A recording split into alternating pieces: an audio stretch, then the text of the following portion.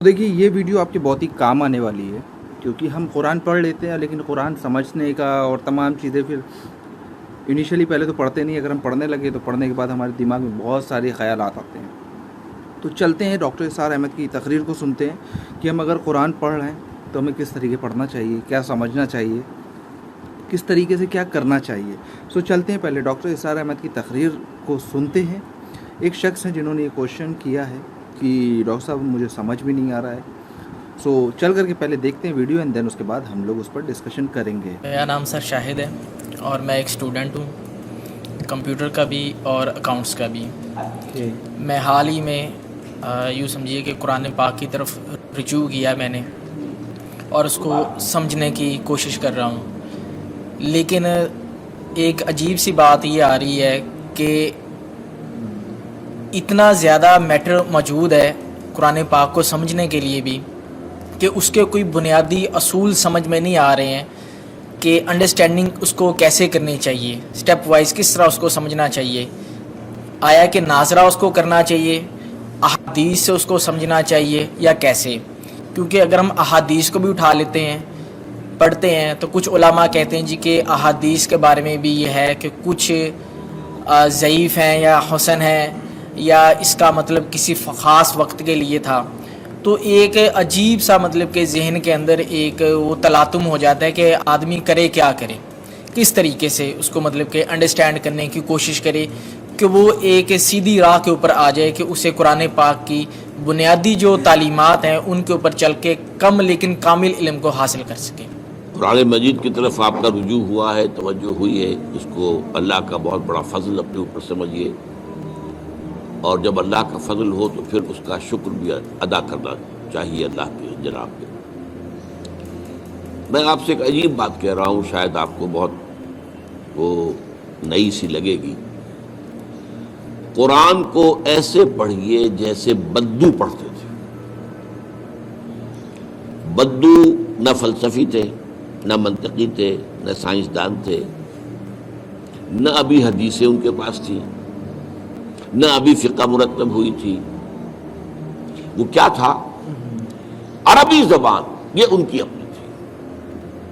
تو شرط اول جو ہے قرآن مجید کو سمجھنے کے لیے وہ عربی زبان کا صرف و نحو صحیح جاننا یہ لازم ہے۔ پھر قرآن کے متن ہی کو اصل سمجھیے۔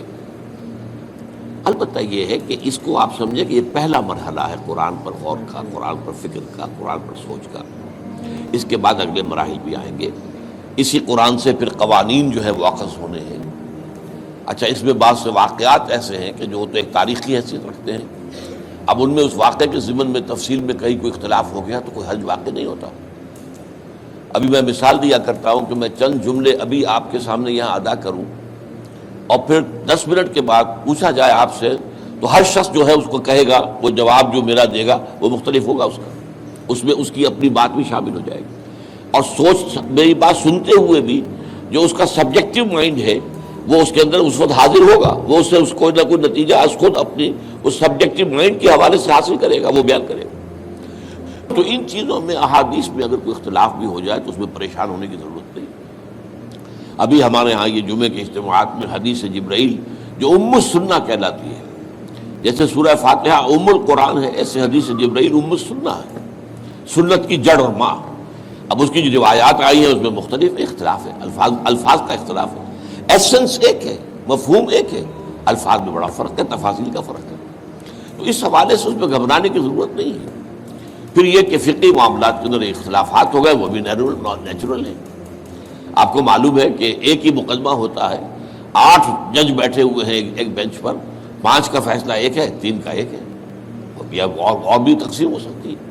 قانون وہی، اور یہ میں بات کر رہا ہوں سپریم کورٹ کی یا ہائی کورٹ کی، وہاں پہ تو ظاہر بات ہے وہ نئے بیانات نہیں لیے جاتے، وہ جو بھی فائل ہے وہ تو بہت پہلے سے تیار ہو چکی ہے، اس کے اوپر بحث ہوتی ہے، صرف اسی سے اخذ کیا جاتا ہے، مطلب ان کا وہی رہتا ہے، اس کے اندر تبدیلی نہیں ہو سکتی، اس موقع پر کوئی نئی گواہی نہیں آتی۔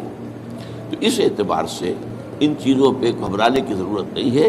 البتہ آپ آغاز جس طریقے سے کریں وہ میں نے آپ کو بتا دیا ہے، اس میں یہ کہ آپ اصل میں ان تمام جو چیزیں ہیں اضافی، ان سے ذرا صرف نظر کرتے ہوئے عارضی طور پر پہلے قرآن کو ایسے پڑھیے جیسے بندو پڑھتا تھا، اور وہی بات تھی کہ بدو پھر جس طریقے سے موٹیویٹ ہوا ہے، بدو سے مراد میں صحابہ کو عام طور پر لفظ دے رہا ہوں، ان کی اس کے لیے وہ نہ سمجھیے کوئی توہین کی بات ہے، مطلب یہ کہ میں اس معنی میں کہہ رہا ہوں کہ وہ لوگ فلسفی نہیں تھے، کوئی پڑھے لکھے لوگ نہیں تھے، بلکہ امت کا نام ہی ہے یہ جو ہے امیین، ان پڑھ لوگ، ان پڑھ ان لیٹرڈ ون، حضور کی شان بھی یہی ہے، امی ہے۔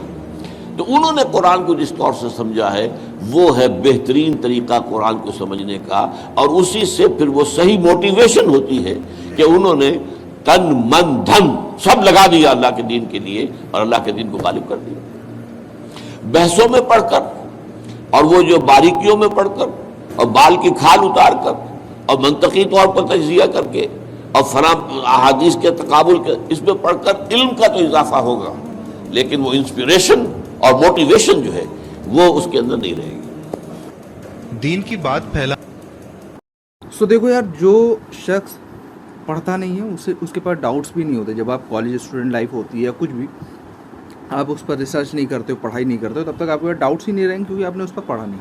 آبویس سی بات ہے، جب آپ پڑھو گے تب آپ پر ڈاؤٹس آئیں گے، تب تمام چیزیں جو ہے آپ کے دماغ میں آئے گی۔ سو ایسے ہی کچھ اس میں بھی ہوتا ہے کہ جب آپ قرآن پڑھتے ہو یا ریلیجیس بک پڑھتے ہو تو اس میں بہت ساری چیزوں پر آپ کو چیزیں سمجھ میں نہیں آتی، پھر آپ کا دماغ چار طرف جاتا ہے اور جائے گا بھی۔ تو جس طریقے سے ڈاکٹر اسرار احمد صاحب نے بتایا کہ بدو جب پڑھتے تھے کس طریقے سے قرآن پڑھتے تھے اور کیا طریقہ ہے، تو آپ کو بھی سمجھ میں آیا ہوگا کہ انہوں نے جس طریقے سے ان چیزوں کو بتایا کہ زیادہ دماغ اس طریقے سے لگانے کی ضرورت نہیں، پہلے پڑھو، سمجھو اس چیز کو۔ جس طریقے سے بدوؤں کا جو طریقہ تھا انہوں نے کس طریقے سے اس پر عمل کیا، کس طریقے سے کیا چیزیں کری۔